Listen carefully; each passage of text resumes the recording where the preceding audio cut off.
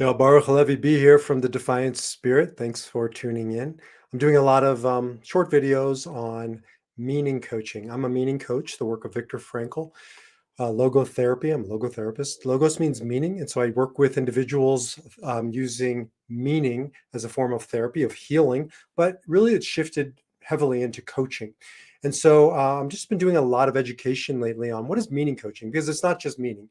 For me, coming out of the work of Viktor Frankl, it's meaning, purpose, and resilience. Those are the three, I don't know, key ingredients to what I find guiding people through all of life's crossroads. Now, we can find and we should find meaning in what we create. This is all Viktor Frankl Logotherapy 101. So we create, we contribute meaning to the world.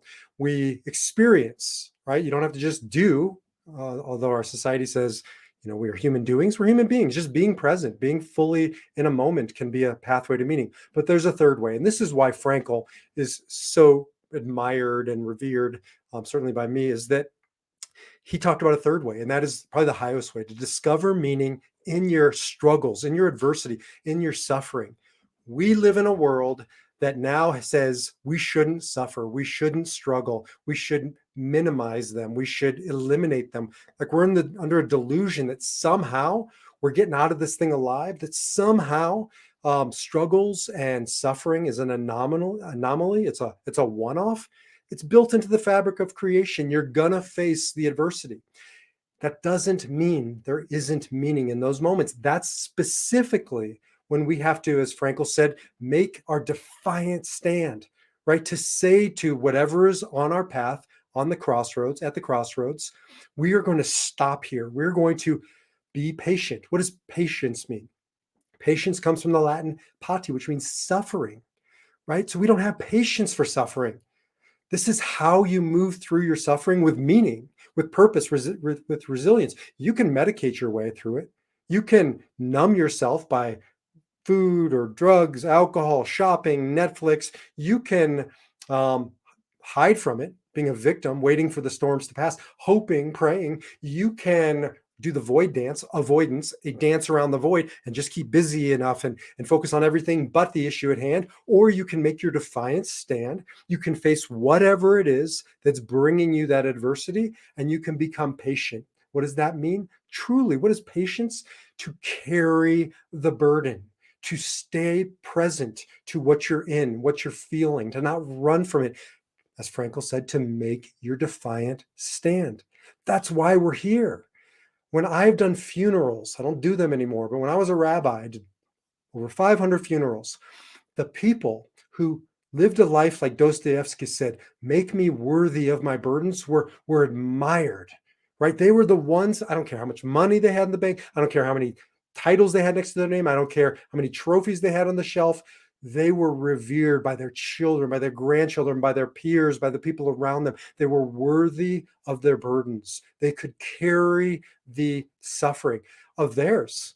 I'm not talking about hiding like a 1950s, I'm fine. We don't talk about cancer. We don't talk about suicide. That was my home. We didn't. And look how that turned out. My father killed himself. My grandmother killed herself.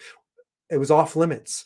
I'm not talking about hiding the suffering. I'm talking about carrying it. Sometimes it means carrying it quietly. I work with a lot of clients to stop seeping out the suffering so they don't dump it on somebody, but it's just chronic trickle out anxiety and overwhelm, and the people around them grow exhausted. So part of our work is, where am I seeping my suffering? How can I take that back, contain it, carry it, discharge it somewhere through writing, through coaching or therapeutic conversation, through exercise? There's lots of ways to discharge, to move through it.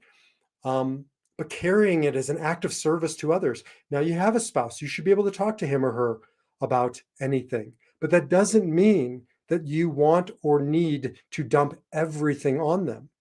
So I'm not talking about lying to your spouse, but I'm talking about withholding from your spouse, from your kids, from your friends, what's not theirs to carry.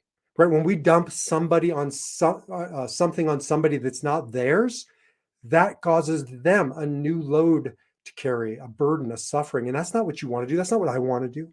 I want to carry my suffering. I want to find the appropriate people channels and venues where that suffering can be placed, who can help me with it, where is, whose is it to receive, who deserves my suffering. I'm not going to give just anybody my suffering. You have to earn the right to stand in my corner, to stand by my side, just like I and others have to earn the right, should have to earn the right to hear your struggles, your suffering. Make me worthy of my sufferings. Rethinking sufferings not as a blemish, not as an anomaly, not as a why did this happen to me? It did happen. I don't know why. I'm not saying it happened to you on reason. All I know is that when you're going through it, you're going through it. It was given to you. So either it's meaningless or it's meaningful. Either it's something to be avoided or it's something to be faced and embraced. Either it's something to be rushed through or we find patience, right? A new way of approaching old struggles or future struggles.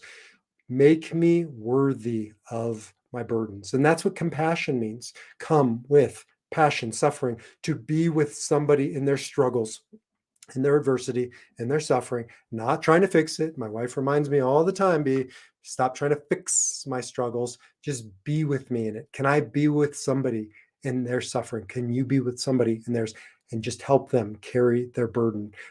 Please make me worthy of my burdens. Dostoevsky reminds us, make me worthy of our burdens, but we can't do it alone. Can't go it alone. We need somebody in our corner coaching us. Reach out to me. Meaning, Purpose, and Resilience Coaching, defiantspirit.org. Would love to hear from you or shoot me an email, be@defiantspirit.org. Until the next time, defy your number, live your spirit, and carry those beautiful burdens.